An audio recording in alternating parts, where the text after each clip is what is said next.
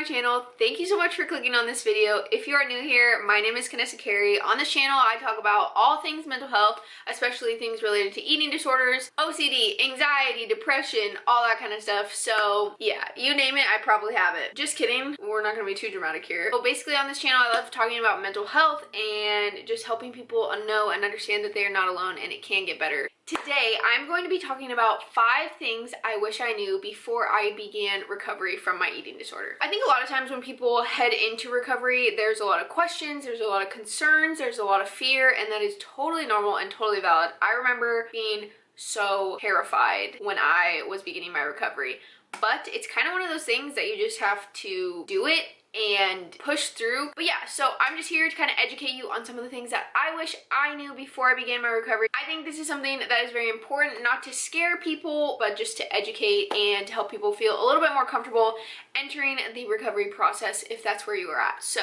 here are 5 things I wish I knew before I began my recovery from my eating disorder. The first thing I wish I was more aware of when I entered the recovery process is that recovery is not linear. What I mean by that is there is no straight path to recovery. There's no, if you do this, then you will do this. If you do this, then you will feel this. If you do this, then you'll be better. It is honestly probably one of the hardest things that I have ever experienced, just because you are fighting so hard for your life and fighting so hard against your brain and what you have been telling yourself for so long and what your eating disorder has led you to believe. That comes with a lot of uncomfortability and a lot of anxiety and a lot of fear, and it's just very difficult to recover. I'm not going to sugarcoat it. It's very hard, but it is also very possible, and that's why I make these videos, is because I want people to understand that although it's hard and it's scary, recovery is also possible. You're gonna have ups and downs. You're gonna have times where you feel like you've taken 3 steps forward and 2 steps back, or 1 step forward and 3 steps back, whatever it looks like. But just know that recovery looks a lot more windy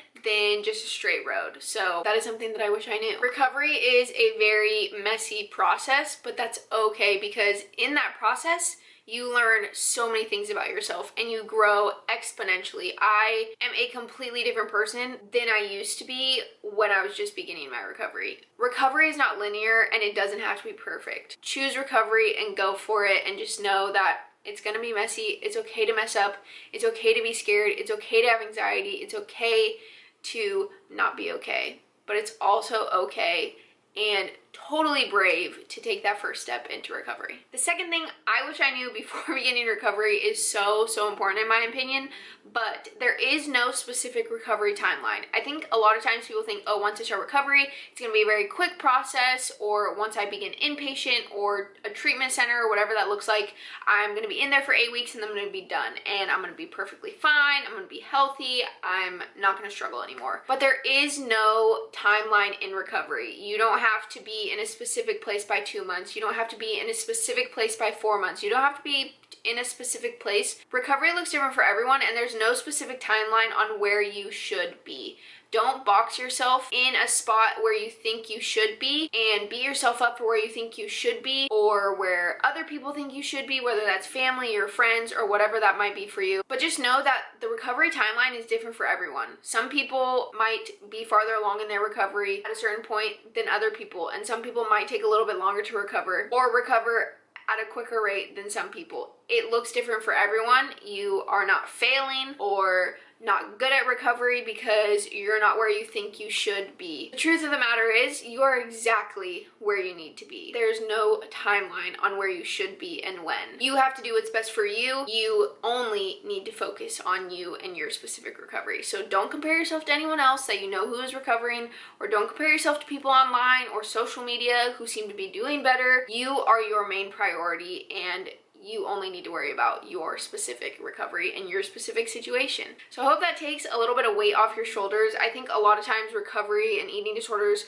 are very easily compared, but I'm just here to tell you that there's no need to do that. It's not a competition inside of an eating disorder or in eating disorder recovery, but you're exactly where you need to be. The third thing I wanted to mention, and is something that I wish I knew before I began recovery, is that recovery is a choice that you alone have to make for yourself. A lot of times especially on TikTok or whatnot, I hear people talking about how they're being forced into recovery or they don't want to choose recovery. Ultimately, you have to be the one to make the decision to recover. No one can recover for you. No one can choose to recover for you. You have to be the one to say, hey, I want this and I want to recover and I'm choosing to recover. The tough thing about that sometimes is that you have to make that decision every single day, sometimes multiple times a day, because there will be times during your recovery that you don't really feel like doing it, but it is a choice that you have to make within yourself to keep yourself accountable and to pursue recovery. I think really being conscious of that choice and making that choice every single day is very important, because it can be easy to just kind of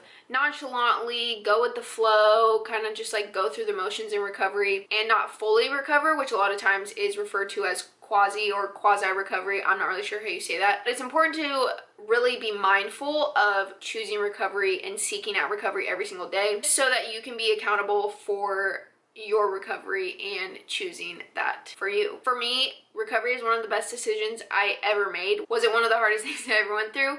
Yes, but it is a choice that I made and a choice that I sometimes still have to continue to make consciously and put the effort in to continue recovery, because it's hard and, like I said, it's not linear. So recovery is a choice that you have to make for yourself. The fourth thing that I think is so important that I wish I knew and I wish I believed before I began my recovery is that relapse does not mean you have failed. It does not mean you have ruined your progress. It does not mean you have ruined your recovery. It does not mean you are back to square one. Relapse does not mean you are a failure. That being said, I don't want you to be afraid of relapse. Relapse is something that may happen or may not happen. It's not something that everyone struggles with in their eating disorder recovery, but it is something that some people do, and that's okay. I don't want you to punish yourself if relapse is something that you are going through or something that you have experienced or something that you experience in the future. Relapse does not mean that you are a bad person or that you can't recover. Relapse is simply a part of recovery. The most important thing about relapse is how you respond to it and how you respond to picking yourself back up and getting right back on your path to recovery. Relapse simply means that you have more to learn and you have more to work on, and sometimes it takes getting to that point to really understand what you want and what you want out of recovery and how much and how badly you want to recover. And the fifth and final thing I wish I knew, okay, honestly, that's not true, because I could probably list like 30 to 50 things I wish I knew before I began my recovery, but we're just doing 5 for the sake of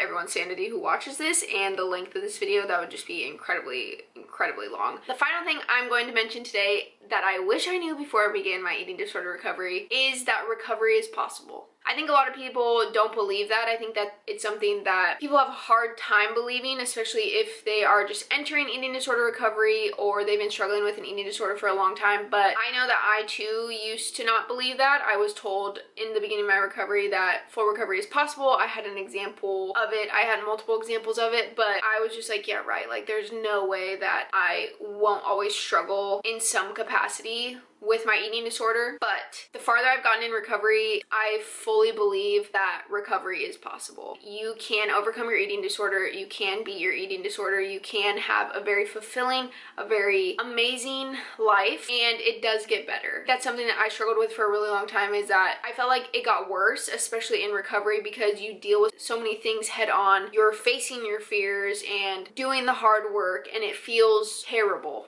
It's hard. It's anxiety provoking. There's a lot of fear involved, but it gets better. It's so crazy, because I remember a few years ago thinking about how I was always going to feel this way, and I was never going to be comfortable in my body, and I was never going to have a healthy relationship with food. I was always going to use my eating disorder as a coping mechanism, and I was always going to want to do this, this, and this, but it does get better, and recovery is possible. I may not be fully recovered yet, but I know that one day I will get there, and so every day it's just about putting in that hard work and really challenging myself and working on the things I still need to work on, which can be very hard sometimes because it's just hard. Recovery is hard, but that's okay. But with that being said, recovery is possible. I believe in you, and I know that you can do it. If an eating disorder is something you're struggling with, or recovery is something that you are thinking about or just beginning, or you're in recovery right now, I hope this kind of helps debunk some stuff that your eating disorder might say to you. And I hope that if you are in recovery, or you're thinking about starting recovery, or you're nervous or scared to do so, I hope this helps, and I hope this kind of debunks some of the things that your eating disorder might be telling you, or some of the beliefs that your eating disorder has led you to think or believe. These are just things that I wish I knew before I began my recovery. Thank you so much for watching this video. If you have made it all the way here, I would love for you to like and subscribe. That just really helps me with the algorithm and just reaching more people and helping other people know that they are not alone. So thank you guys so much for watching. I really appreciate it. I'll talk to you next time. Bye!